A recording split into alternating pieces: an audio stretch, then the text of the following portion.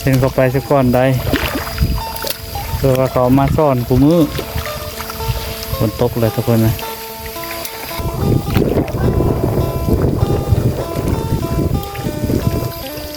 เหมาะเลยอากาศร้อนฝนตกเย็นบัด ลมละฝนกระตกบัดทุกคนเอ้ย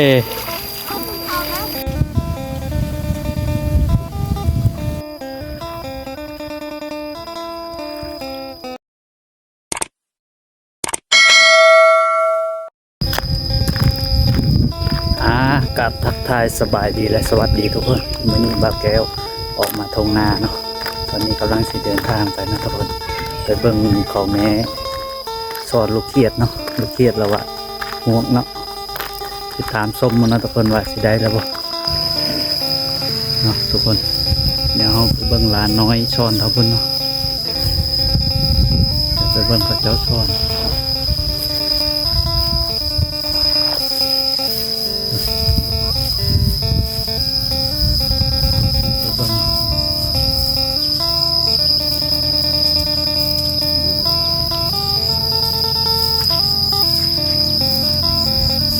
อะไรจีทุกคนละอะไรเยอะ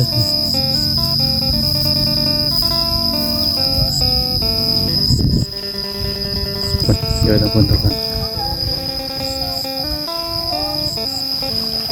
มีข้าวปลามากำลังเขาจะมาซ่อนทุกมื้อนะซ่อน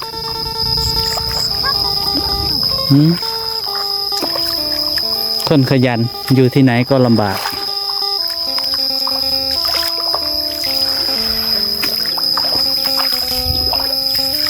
เลยจีทุกยังไง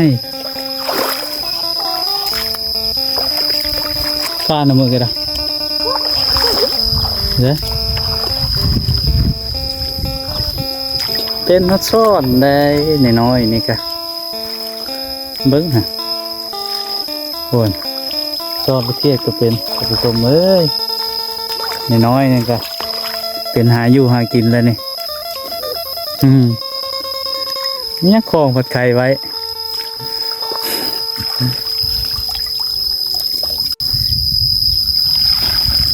นี่ช้อนเลาะไปเลยแหละไปทางไม่เท่าเขาซ่อนอยู่พุ่นได้เขาได้ไปทางไม่เท่าปลาอันนั้นลูกเขียดลายไป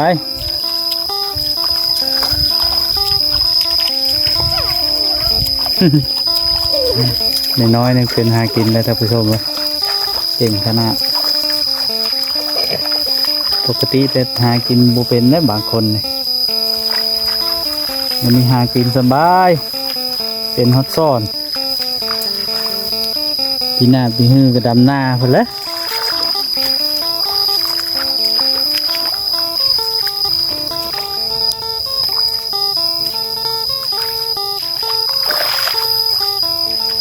เดี๋ยวติดตามหลานน้อยไปนะทุกคนเนาะ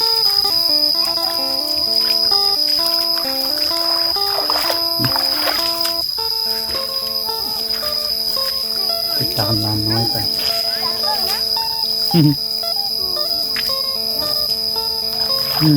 มาสอนไปเลยวันนี้ก็ไล่สวิงน้อยโพด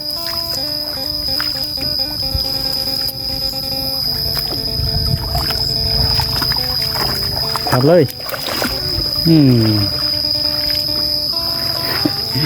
น้ำลายสวิงพัดน้อยบาทนี่แค่พุ่นน้ำบลายในน้อยนึงเป็นหากินเลย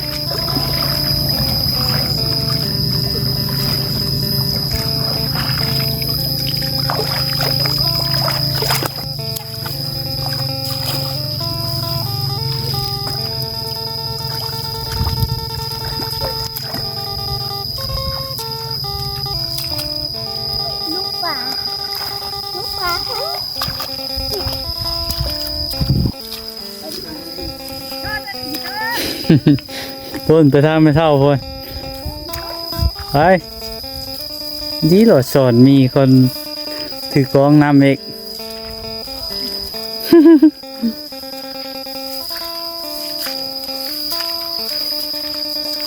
มันจะเป็นวิธีชีวิตเขตชนบทนะทุกคนเนาะ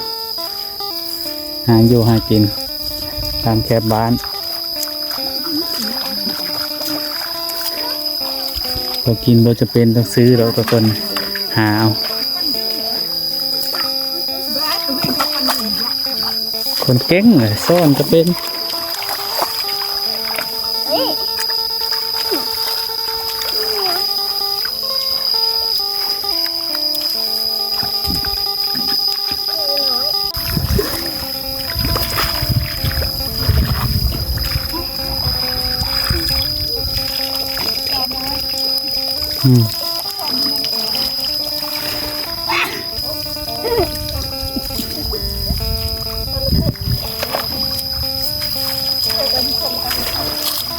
เนี่ยของเจอไข่เนาะ เปิดเอากระบรมามันนี่มาพัดให้ได้เลยเอาแต่พีรถเขาซ่อนลายเลยไม่ใครก็มาซ่อนผู้มือนะบคาดซ้ายแต่บุ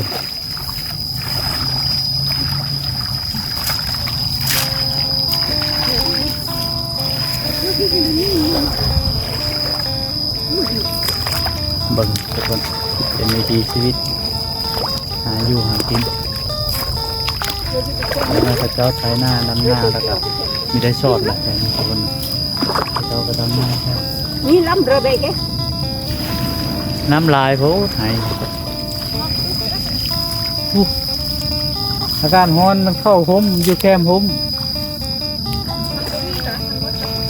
ว่าแล้ว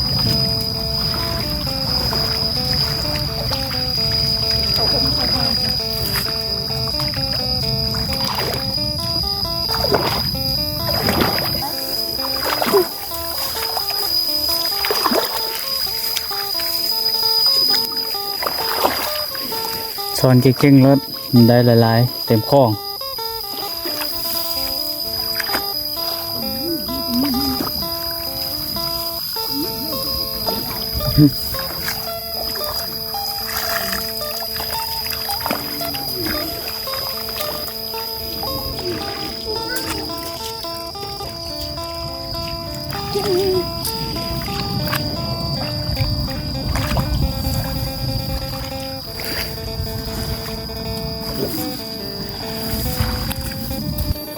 มาเบิ่งทางนี้บ้านนี่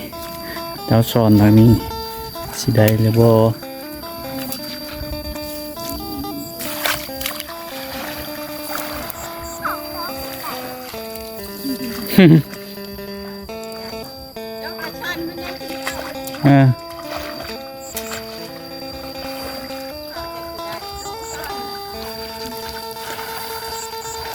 สอนเก่งๆมันได้หลาย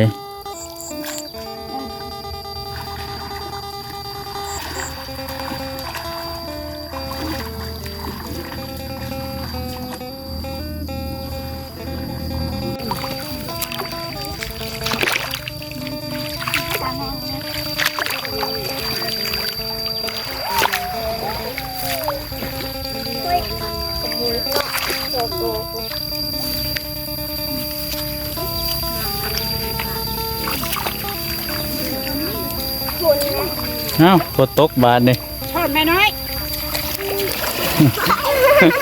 ล้มละฝนก็ตกบาดนี่ทุกคนเอ้ยฝนตกแล้วบาดนี่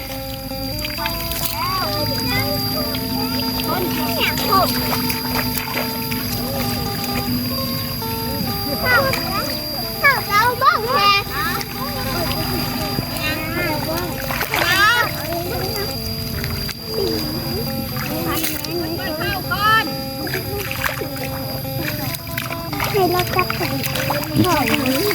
ข้าวก็บ้างให้ด้วยนะ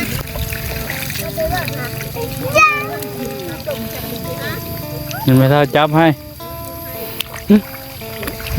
ไป ใส่นะ นุ้ยบ่งก็ดีมันจะเป็นทิ้งใช่ลูก ไม่เท่าไปให้ทิ่มไปเลยฝนตก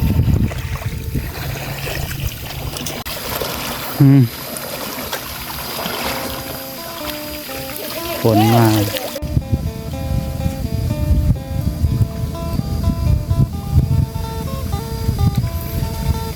ถ่ายภาพบรรยากาศท่ามกลางสายฝนนะทุกคนนะตอนนี้ก็ฝนตกอยู่แต่ว่าบ่แห้งปานใดทางลานน้อยกำลังมาเนาะที่ว่าชาวบ้านลังมาซ่อนอยู่นี่บ่อนเดียวเนาะเพราะว่าบ่อนอื่นก็เจ้าได้ไถมาแล้วเนาะทุกคนเนาะยังแต่บ่อนเดียวนี่นานะบ่าวนี่นาแคมบ้านนี่เมื่อวานนี่แห้งหลายเนาะเขาว่าเขาเจ้าได้หลายขนาดแต่ว่าบ่แก้วบ่มีเวลามาเนาะออกนามื้อนี้ก็ได้มีโอกาสได้ถ่ายภาพบรรยากาศให้ท่านผู้ชมได้เห็นเนาะตอนนี้ก็ฝนตกแล้วนะท่านผู้ชมเดี๋ยวบ่แก้วก็สิได้กลับแล้ววันนี้ได้มีโอกาสมาถ่ายภาพบรรยากาศให้ท่านผู้ชมได้เห็นเนาะวิถีชีวิตชาวบ้านเขตชนบทลาวนี่เอาท่านผู้ชมซึ่งว่าคลิปนี้ก็สิประมาณนี้เนาะทุกคนเนาะจังใดก็ฝากกดไลค์กดแชร์กดติดตามให้หน่อยเด้อขอขอบใจทุกคนที่เข้ารับชมคลิปบ๊ายบายทุกคน